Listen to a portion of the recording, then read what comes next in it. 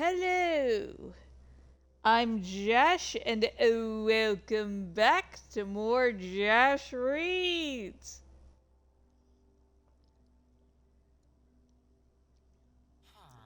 So, what is Jash Reads? I hear you very clearly not ask me.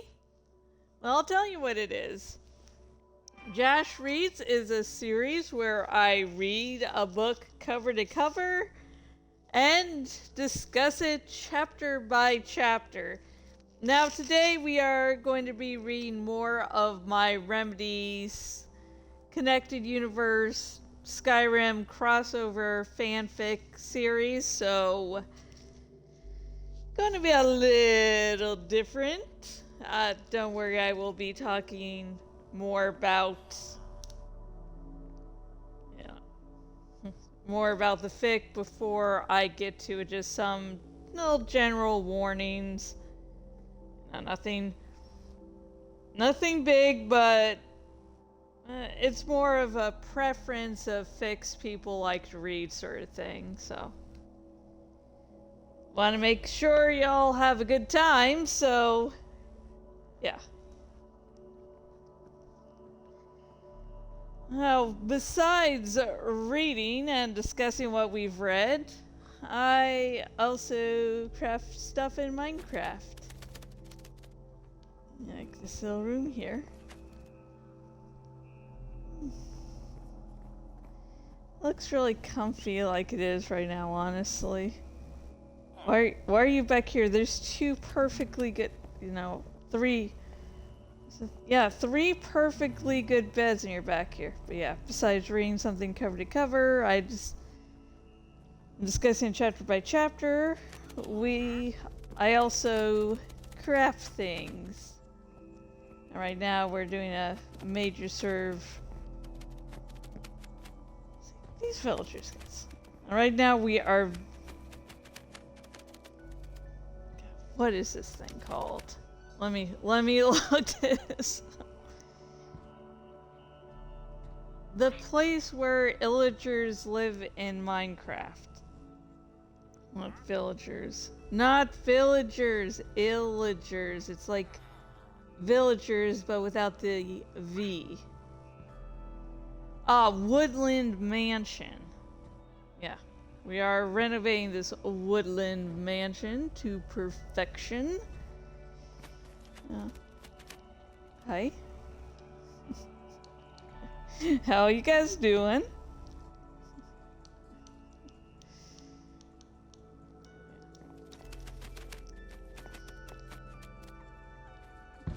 Let's see. I'm continuing to read God Emperor of Dune, which is a book that was published.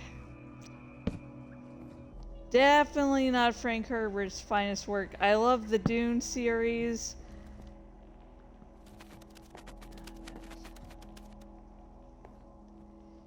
And the last book, Children of Dune, did end on a really good point. Yeah, good.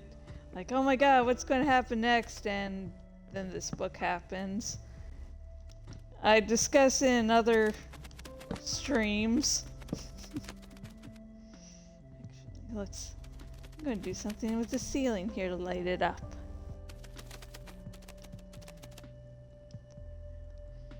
I've discussed it a little bit on different streams because it's just very memorable. And so last night I was reading it and I found out there's no deodorant in the Dune universe.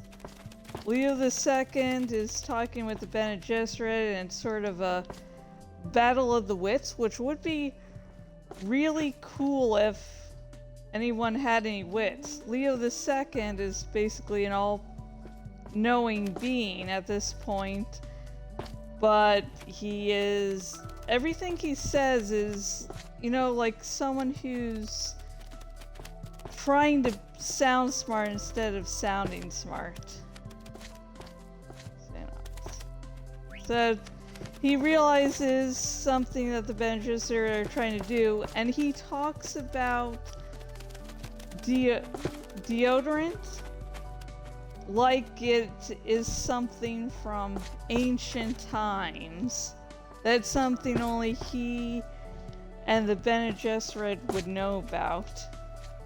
And it's just like, oh my god, that really recontextualizes the series. Like, I don't really mind if the Fremen don't use deodorant, like, it's okay. But you know, if some high-class people don't use deodorant, ugh. And then he seems to imply in that same scene that deodorants are used to hide pheromones, and it's part of trickery or some shit. And it's just like, the Dune prequels are not perfect, but at least I can still imagine people wearing deodorant. I mean, I might not be the cleanliest person alive, but I use deodorant. It's, yeah. Ugh.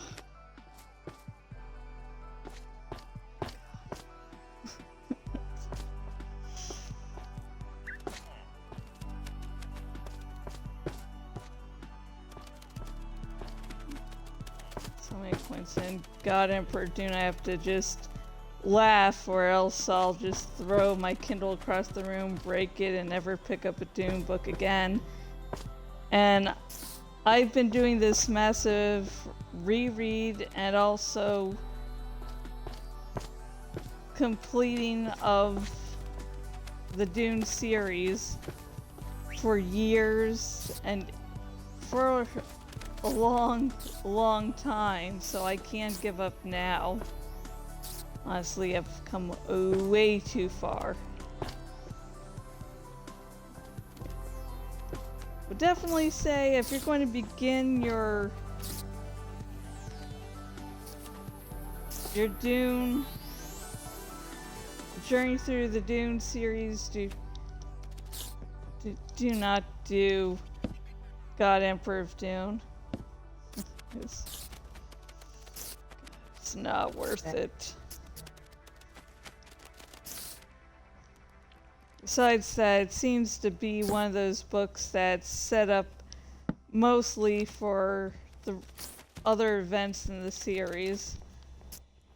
Because I think what would really help the book along is if more stuff was happening so we weren't stuck with stupid characters trying to sound smart. And, you know, we could at least distract ourselves. Like, there was someone getting executed in the book. I was like, oh my god, this is the best thing ever, just because I was able to distract myself. And I don't hate things just because they're slow. Favorite movie of all time is 2001: A Space Odyssey. And an even slower paced movie, The Outwaters, released in 2022. Indie cosmic horror film, so it's a, yeah. But anyways, I've lit up this room. I've cleared this little area, so let's actually get started on the dramatic reading. Okay, let's get set up here. Okay. Little bees buzzing behind. Ooh, maybe we should put bees in this room. I have bees all over this woodland mansion. I love the bees in this game, oh my fucking god.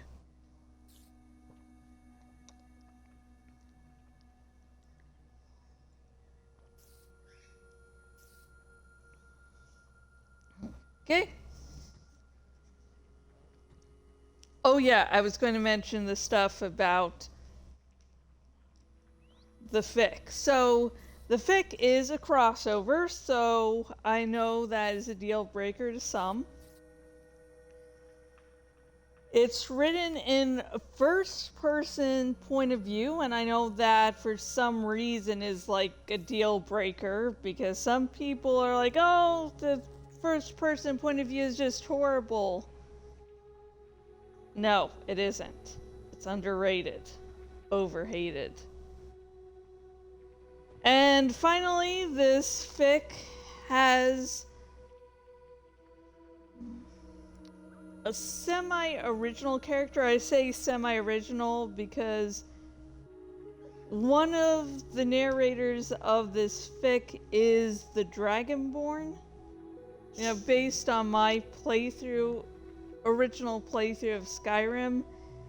So, you know, it's sort of a original character because I designed the backstory and such, but it's also not fully original because it's the main character of Skyrim, so it's like a little gray area, but basically it's an original character with a canon character, so if you do not like that,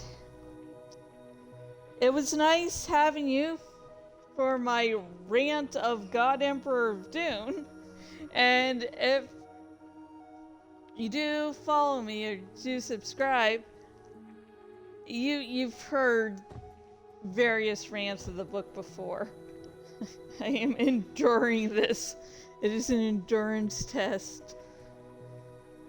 Oh my gosh. But anyways, with those warnings out of the way. Oh, we got the Iron Golems that's going to listen possibly. Yay! Anyways, let's get started. That part, which is the first part of the By My Soul series. Chapter 7, The Lighthouse. Oh, the little sheep's in pain. Oh, sorry, did I mention I have ADD? Oh my god. Doing dramatic readings outside. Anyways. Don't worry, Iron Golem. I'm getting started, I swear. God.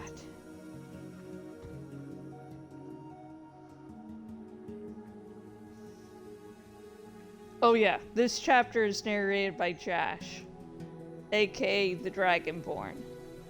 God. This is off to a good start. Anyways, let's begin.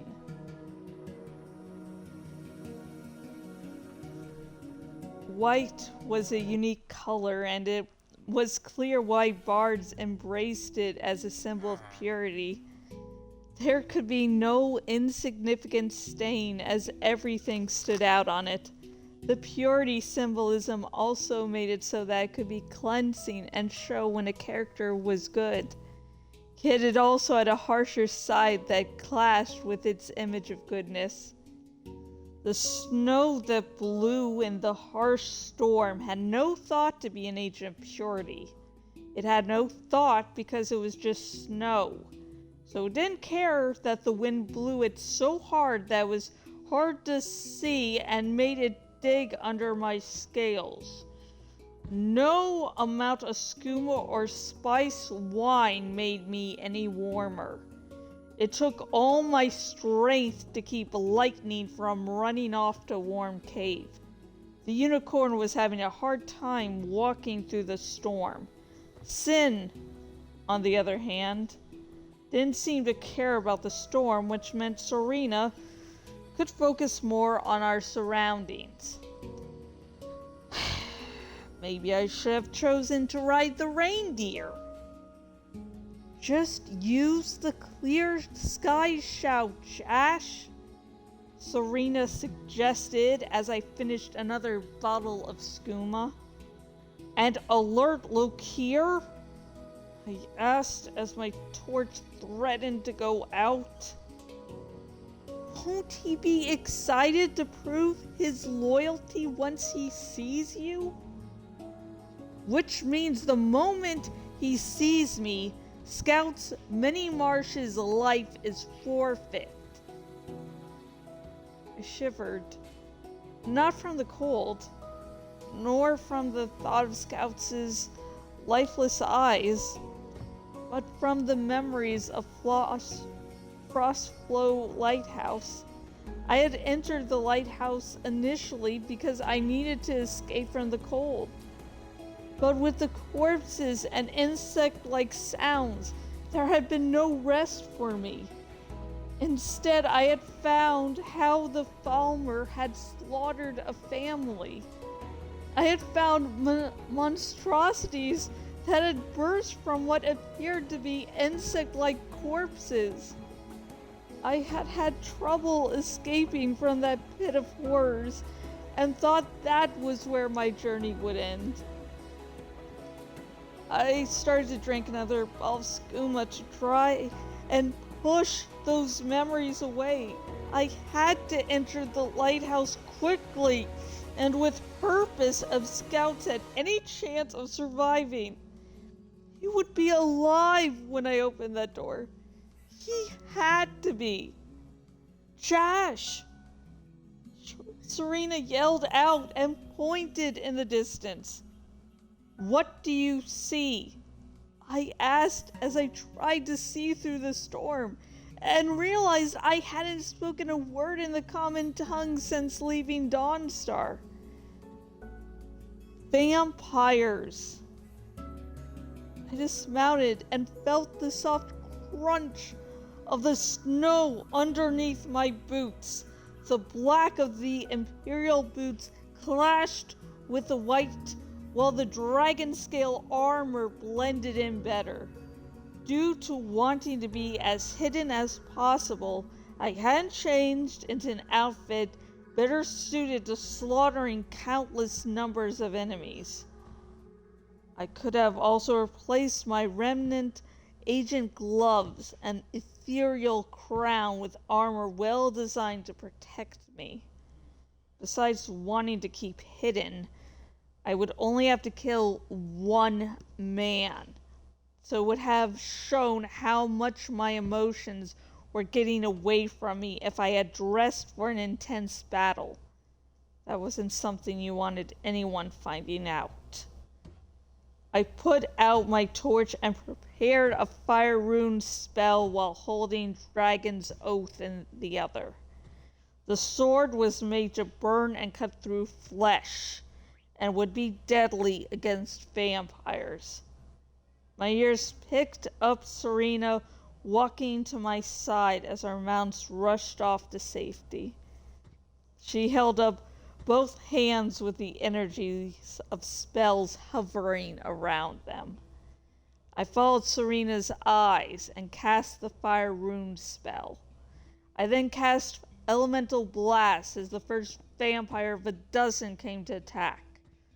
Places far from the roads tended to house the most deadly of Skyrim's threats.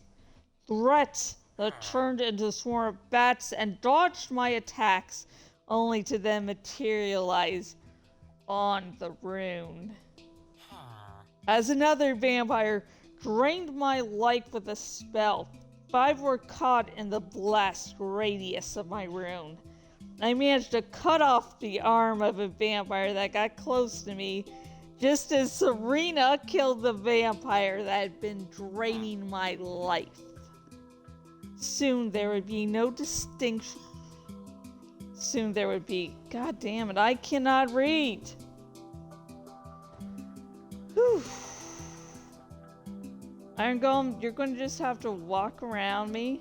I've been standing still for a day. You know, you can just, yeah, exactly like that, dude. Exactly like that. Anyways, soon, god damn it. Now this, I'm going to continue reading. Ta-da! Anyways, let's try this for like a third time, okay? 3, 2, 1. Soon, there was no distinction between land, sky, enemies, and the cold. I continued to fire elemental blast on vampires that were slightly further away, while using my blade on those much closer. All the while, the strain of the fight and the cold made staying alive difficult. But I wouldn't leave Serena to fight all alone. There she was! She had resurrected a vampire to fight on her side! Scouts! Serena cried out as an attack knocked me to the ground. Get to him! No! I cried out in what I hoped was the common tongue as I got up and barely managed to use the flame spell to burn the vampire that had nearly been about to kill me. You're freezing! I wanted to argue that it was ours to stand by her side. If I ran away and she died, it would be unforgivable. Besides being an egg sister, she had only recently begun living her life. As a vampire, her lifespan stretched hundreds of years, but she had been trapped before meeting me, whether that be as a child of parents who kept her away from the world, or entombed in a bid to keep her father from enacting a plan to get rid of the sun. Yet the snow continued to dig itself under my scales, which led even more of the cold closer to my freezing blood. If I died out here, then I couldn't make sure my husband made it to another sunrise. Stay safe, egg sister! I yelled out in the common tongue. Just get inside, Jash! Serena yelled in reply. I focused on walking up the steep incline where Frostflow Lighthouse was and not the battle behind me. The lighthouse looked innocent enough, and if you didn't know its past, you would continue to be ignorant of the horrors housed deep beneath. Every now and again, the Falmer tried to reclaim the area, and the Dark Brotherhood made sure they were always chased off. A horse in the stables was the only sign of life on the outside. Lokir was a horrible creature, but at least he made sure his mount was well taken care of. It was the only thing he cared about, as the mess of blood, fur, and flesh attested to. I held back a cry and resisted falling down at the sight of Miko's mangled corpse. To the end, the dog had been faithful. He had followed scouts all the way out here and then died defending his master. May your soul rest in Sovngarde, Miko, I whispered. I have met no Saxhleel, man, Mur, or Khajiit that could compare to you. And that's the end of the chapter. Yay! Oh my god! What a wonderful work of art! Woo!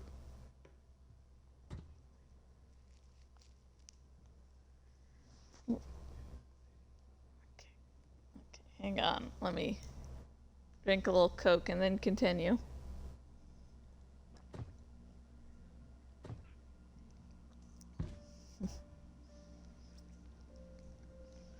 So yeah, I killed Miko.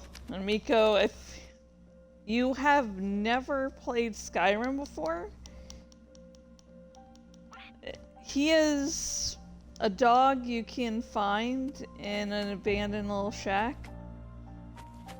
And he is just, adorable. And he lives in a little abandoned shack because his owner, didn't survive. It was...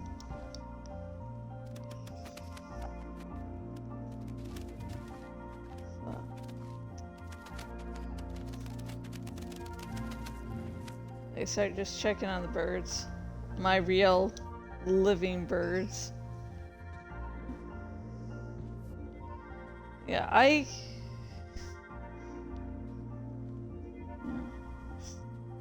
And now I feel like I have to, justify killing Miko, and there's not really good justification. It was a little bit for shock. And then there was the fact that I can't remember how far into the outlining process I was into when I decided to actually give a dog. I think I was like, oh god, I didn't have a dog for them. And in Skyrim, I have to have a dog. For my initial playthrough, I got just far enough in the Dawnguard questline that you get a husky, because I would really, really love a husky, but I cannot have one in real life.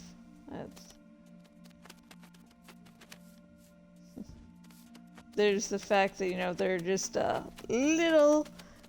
they're expensive, and I do not have the big of a house to fit a husky, because their tantrums are legendary.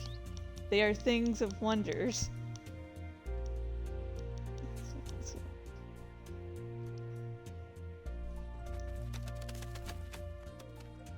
Yeah, I do not have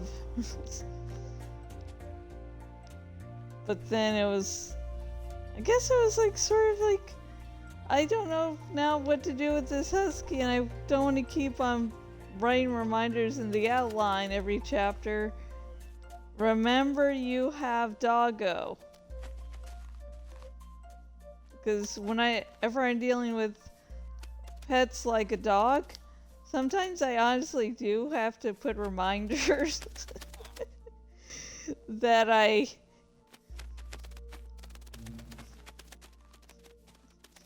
they're actually in the story, and they need something to do. Don't forget about them, Idget.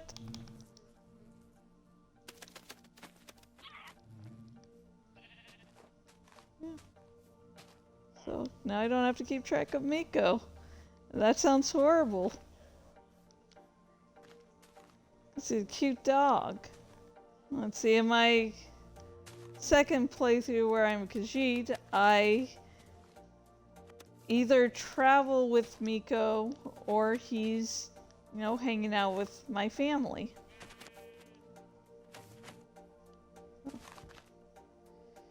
And one thing I honestly don't like, that after you complete the Dawnguard quest line,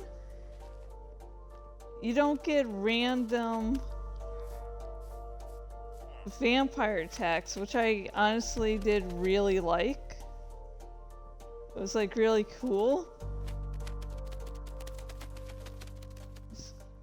Yeah.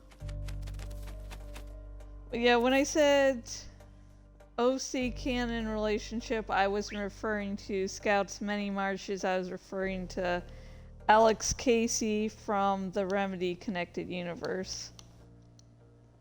Who is, and I'm not really going to explain, because I probably have to keep on explaining like every chapter, which would get, really boring really, really quickly. But yeah, he's like the copyright-free version of Max Payne. Let's see.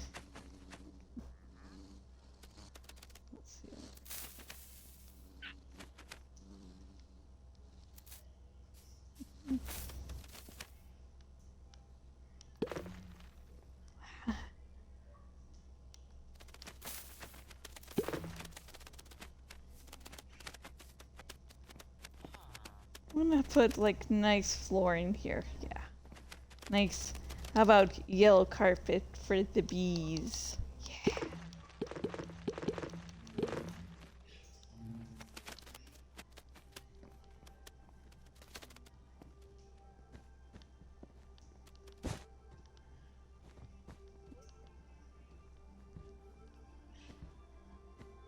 Let's see what else.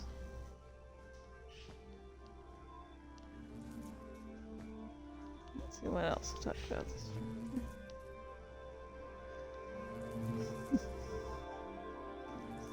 Let me get the chapter back up and make sure there was nothing else I wanted to discuss.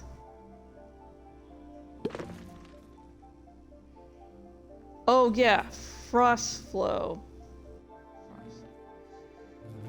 I don't know if I talked about my experience before or just said, hey, in a future video I'll actually discuss this more, so just to be certain, I'm going to discuss my experience with Frost Flow Lighthouse. Yeah, I was just trying to warm up and maybe possibly sleep. I play survival mode. So I'm like, hey, look it, there's a lighthouse. I can just go in, warm up a little, maybe sleep, depending. And then I ran into a side quest. And it was honestly one of the most terrifying parts of the game for me. It's just pure horror. And so, like, the Falmer have these insect-like things, I forget what they're called. But I didn't realize that some could burst out of others, like the aliens from the Alien series. I was prepared for things. I was not prepared for whatever the hell that was. It's honestly just haunted me ever since.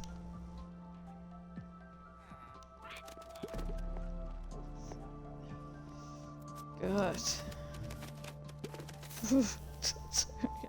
I'm still freaked out by that. And talking about being trapped, let's see. Why do I keep on closing out the chapter like I'm not like a normal person? Let's see. I had trouble escaping from that pit of horrors, and thought that was where my journey would end. Talking about Pit of Horrors, at the very end of Frostflow Lighthouse quest, you end up having to go into a pit. It's a pit of horrors, and I think I had beaten every enemy at that point, but I couldn't figure out how to get out of it for the longest fucking time. It was terrible.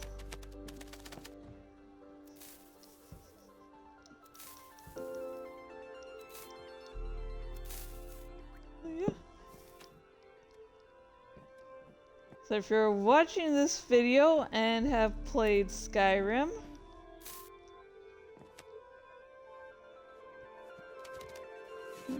tell me what the scariest part of the game has been for you. It's not a horror game, but there are still some really horrifying parts of the game. So just tell me what part of Skyrim just scared you the most.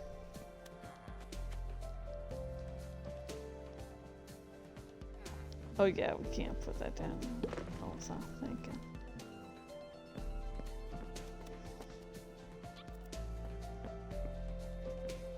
So after this lovely discussion, we will start to get into the link. And a little warning about the links. Some of the links are Amazon associate links, which means I get paid a little something from each sale from the links.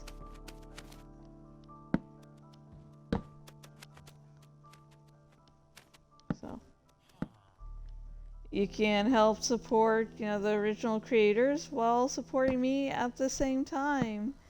Yay! Oh my god.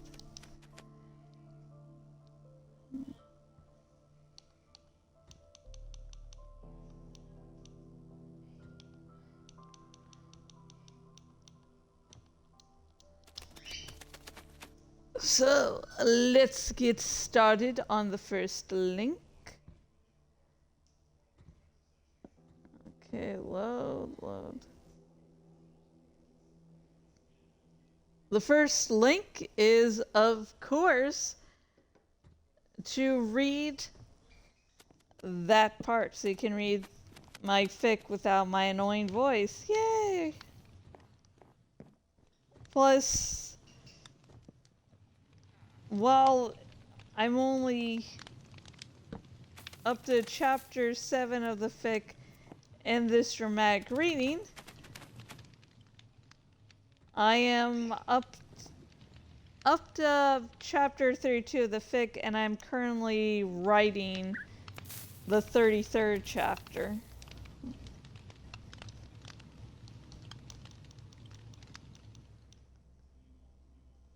Chiseled.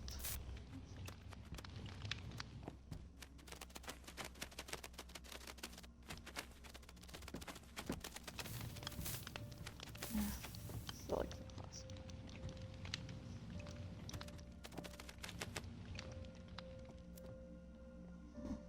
Okay.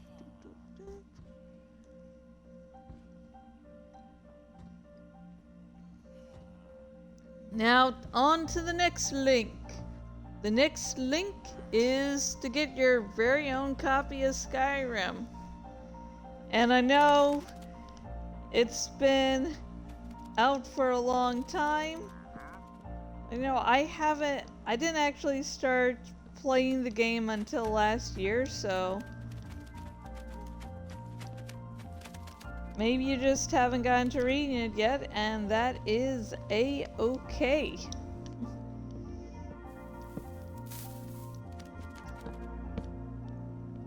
I tend to like to play it nightly. It's fun. It's actually honestly really relaxing too.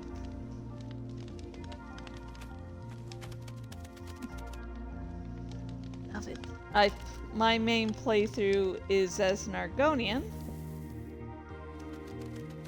But honestly, each race does have different features, so you know, replaying as a different race is something to do. My second playthrough is as a Khajiit, another of what's known as the beast races. And if you're going to, start playing on survival mode, and it's your first time playing the game, I would honestly not recommend Argonians, because they have cold blood. They get cold real fast. And funny thing about Skyrim, it is a really cold province.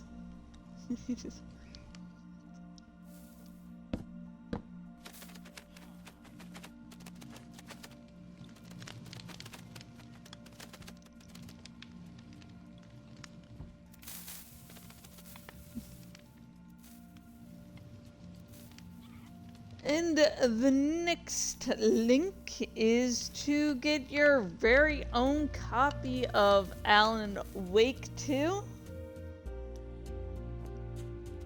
I'm currently playing the game for the first time. It's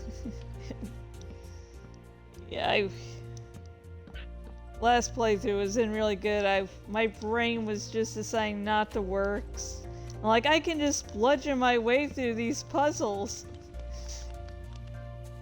Yeah, I could have saved my pulse so much work if, I just thought for 2 seconds. Jesus.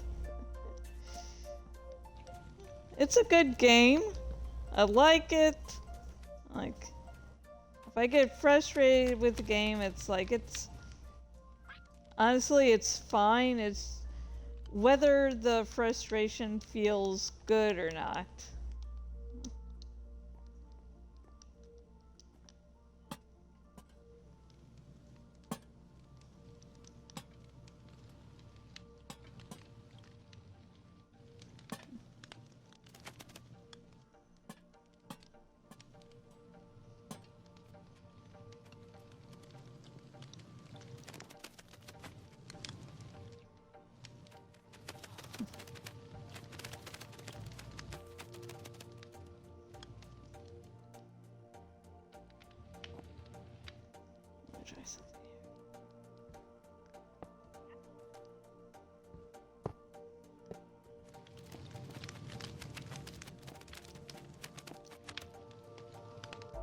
Okay, let's get ready for the next amazing link. And the next link is to my Twitter account. And I am Jashikins on Twitter. And we can talk about Skyrim, we can talk about the Remedy Connected Universe, which is really, really confusing. And if you know, you know.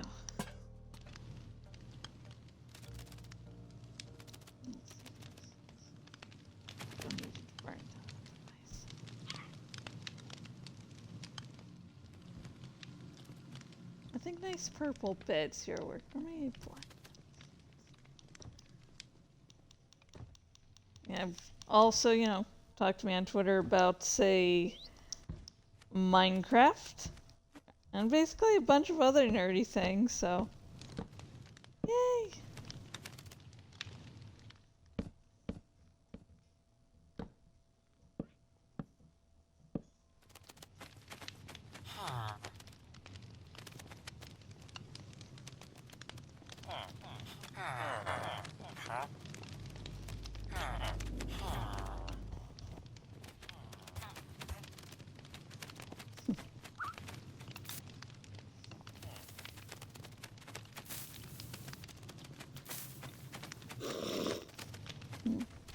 No lighting here.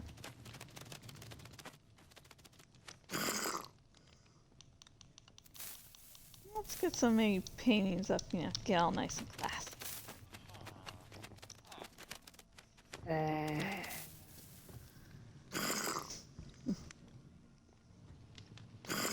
Okay, the next link is to my Patreon. And my Patreon helps support these dramatic readings, my various streams.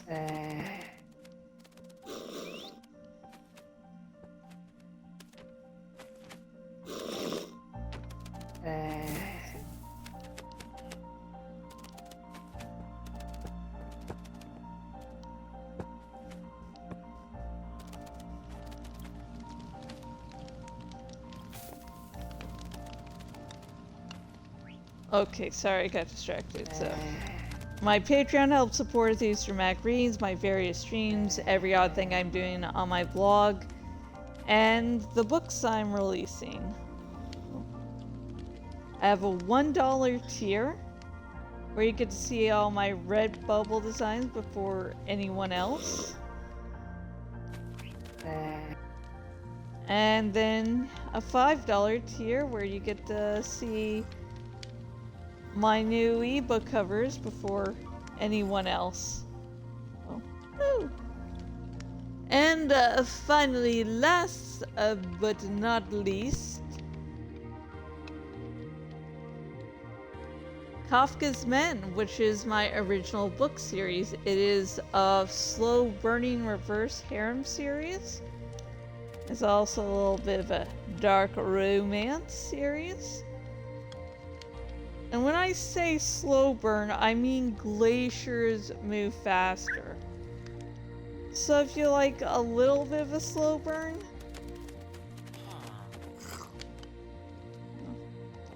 but you like things to go at a decent pace, you know, at a fast pace, yeah, no.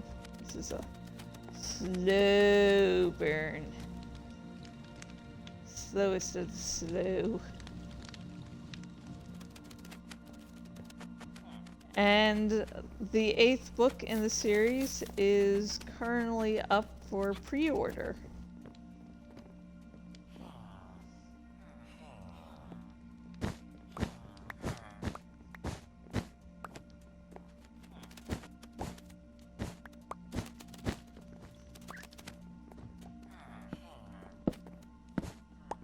Yay. And the 8th book in the series is, I was going to say Kafka's Men, but it's like, no. The 8th book in the series is Cornucopia. Well, be on the lookout for that.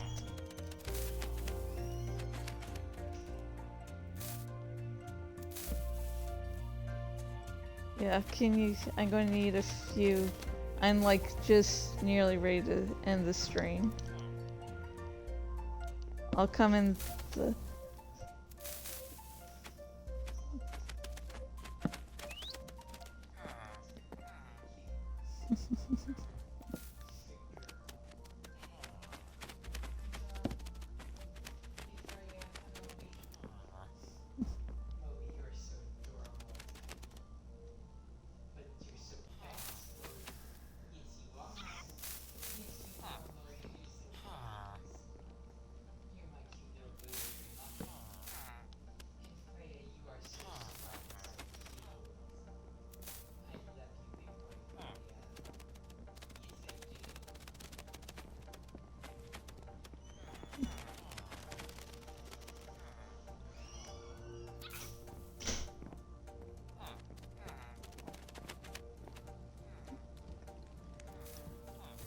Yeah.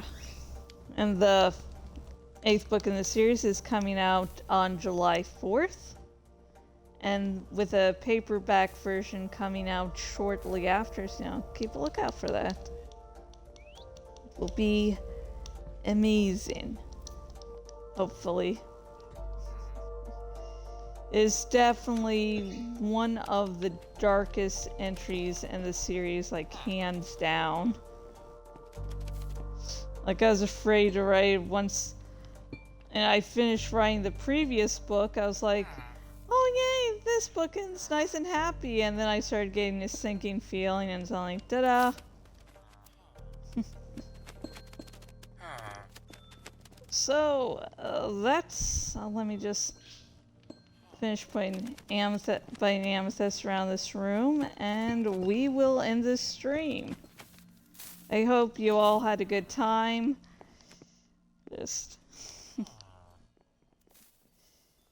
I had a good time reading, a good time talking, and yeah.